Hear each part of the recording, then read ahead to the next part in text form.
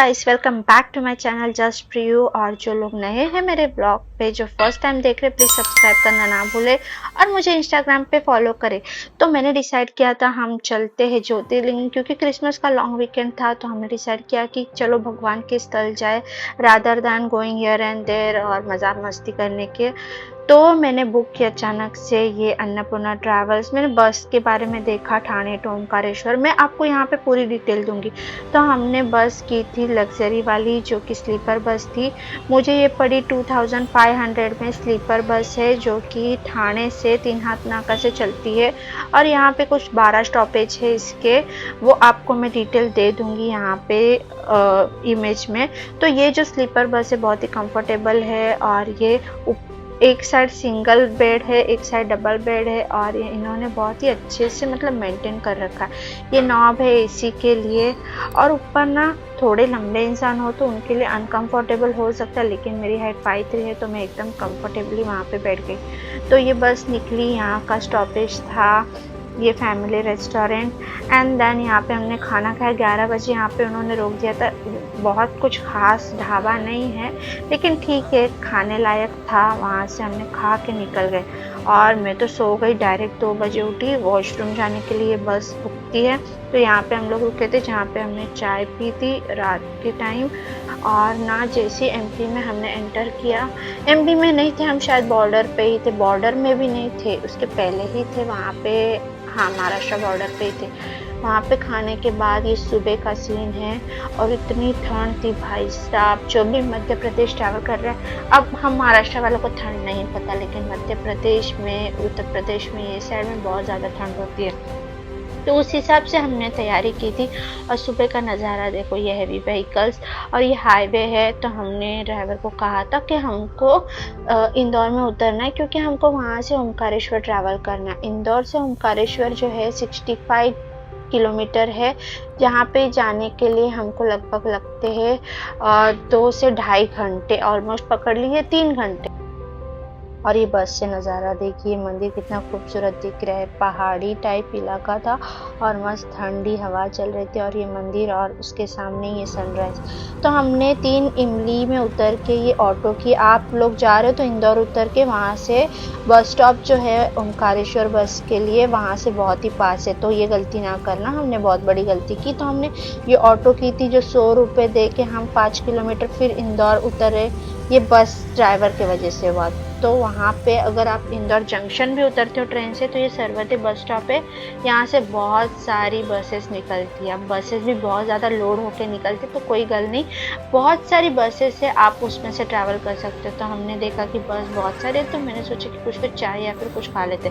तो इंदौर के पोहे भाई साहब बहुत ही अच्छे रहते हैं, लेकिन मुझे कुछ खास नहीं लगे। तो हम चढ़े इस बस में और बस तो पहले तो इतनी भरी नहीं थी और 140 रुपीज़ लेते पर हेड। ये सरकारी बसेस है आई थिंक, ये जो जाती है ओमकारेश्वर के एक बस स्टॉप पे छोड़ देती है आपको। इतनी ओवरलोडेड थी, हम आगे ही बस ड्राइवर के बगल में 11 लोग थे, पीछे का तो आप अपना सोच सकते हो। और हम छुट्टियों में गए थे तो यहाँ पे ना एक्चुअली बहुत ज़्यादा भीड़ थी। तो हमको जहाँ 3 घंटे लगने थे, हमको लगे थे 6 घंटे ट्रैवल करने में, विच वॉज टू हेक्टिक। लेकिन भगवान के द्वार जा रहे हैं और वो भी शिव जी के, तो बिल्कुल थकान नहीं लग रही थी। तो हम मॉर्निंग में निकले थे 9 o'clock। हमने सोचा था 12 तक मैक्स पहुंच जाएंगे, लेकिन हमें बच गए थे 3।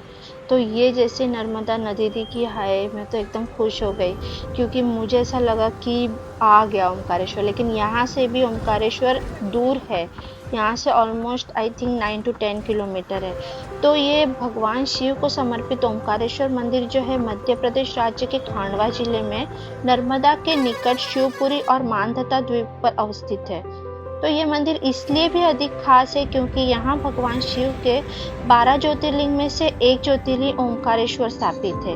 और ये जो नर्मदा नदी मैंने आपको जो दिखाई है, स्वयं ओम के आकार में बहती है। और जैसे आप मेन स्टॉपेज पे पहुंचोगे, वहाँ से बसेस भी है, या तो आप ऑटो में जा सकते हो। ऑटो भी ओवरलोडेड होती है, तो पर हेड वो लोग 30 रुपीज़ लेते।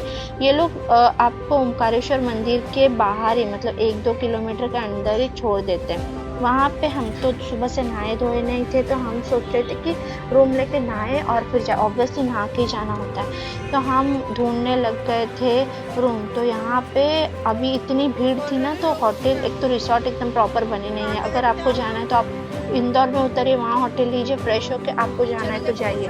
ओमकारेश्वर में जाते तो यहाँ पे बहुत सारे गेस्ट हाउसेस तो बने थे, लेकिन इनके जो डिमांड थे बहुत ज़्यादा बढ़ गए थे। लोग पर मतलब 4 to 5 आवर्स के भी लोग 3500 ऐसे मांग रहे थे।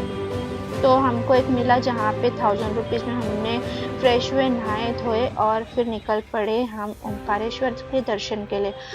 वैसे ऐतिहासिक प्रमाण के अनुसार ये मंदिर का निर्माण सन 1063 में राजा उदयादित्य ने 4 पत्थरों को स्थापित कराया था, जिन पर संस्कृत भाषा में अंकित स्तोत्रम थे। इसके पश्चात सन 1195 में राजा भरत सिंह चौहान ने इस स्थान को पुनर्निर्मित कराया था। इसके बाद मानधता पर सिंधिया मालवा परमार ने राज किया था। वर्ष 1824 में इस क्षेत्र को ब्रिटिश सरकार को सौंप दिया गया था। तो हम इसके बाद चले गए थे मामलेश्वर, क्योंकि मामलेश्वर पहले पड़ा था। हमको किसी ने बोला कि यहाँ जाते, फिर ओमकारेश्वर आप चले जाओ, तो हम मामलेश्वर मंदिर में गए थे। यहाँ से जैसे ही एंटर किए थे, थोड़ी सी भीड़ थी, ज़्यादा नहीं है। यहाँ से ओमकारेश्वर कुछ 10 मिनट की दूरी पे, तो ये हम लाइन में खड़े थे और सबका जोश एक अलग लेवल पे था। और यहाँ पे कुछ पंडित लोग ऐसे, मतलब यहाँ पे भी वीआईपी एंट्री से आप 200 रुपीज़ दोगे तो आपको डायरेक्ट शिवलिंग तक पहुँचाया जाएगा। यहाँ पे पूजा के लिए भी आई थिंक पंडित घूम रहे थे, जो कि पैसे लेके आपकी पूजा करा सकते। यहाँ से आगे निकलते ही हम पहुँचे घाट। तो ये ऊपर जो ब्रिज दिख रहा है ना, यहाँ से हम जाते हैं ओमकारेश्वर, जो कि 1 किलोमीटर का वॉकेबल डिस्टेंस है, और वहाँ से लाइन लगती है ओमकारेश्वर के लिए। तो ओमकारेश्वर मंदिर की 3 कहानियाँ हैं। पहले कहानी में ऐसा है कि नारद जी पहुँचे विंध्याचल पर्वत, तो पर्वतराज विंध्याचल ने उनका बहुत आदर सत्कार किया। वहाँ पे विंध्याचल ने कहा कि मैं सर्वगुण संपन्न हूँ, मेरे पास सब कुछ है। ये बातें सुनते रहे नारद जी। उसके थोड़ी देर बाद कहा उन्होंने, आप तो सर्वगुण संपन्न हो, लेकिन आप समेरु पर्वत की भांति ऊंचे नहीं हो। उनको देखो, वो तो देवलोक तक पहुँचते।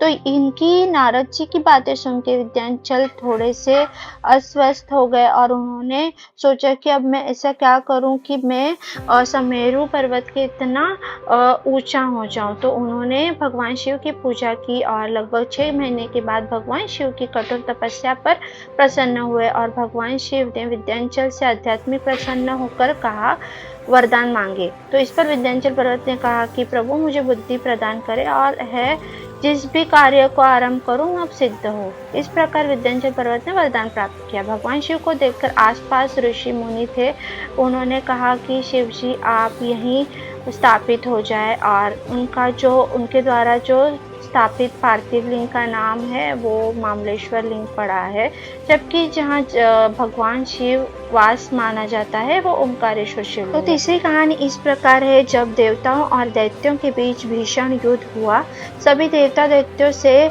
पराजित हो गए, तब उन्होंने अपने हताशा में भगवान शिव की पूजा अर्चना की थी और देवों की सच्ची श्रद्धा भक्त के भगवान शिव ओमकारेश्वर ज्योतिर्लिंग के रूप में यहाँ स्थित हुए थे। और फिर ये हम घाट में घूमते हुए थोड़े से हम पानी में भी गए, यहाँ पे मछलियाँ भी थी और इतना मन शांत हुआ। अब तो आज का वीडियो बस यही समाप्त करते हैं। जो लोग नए हैं चैनल को फर्स्ट टाइम देख रहे हैं, please subscribe my channel and for Mahakaleshwar blog wait for a while, we will be right back. और आज का वीडियो कैसे लगा कमेंट में ज़रूर बताइएगा। कीप सपोर्टिंग, कीप लाइकिंग और बहुत सारा प्यार दीजिएगा। जिन्होंने लास्ट तक देखा शुक्रिया। Thank you so much for watching.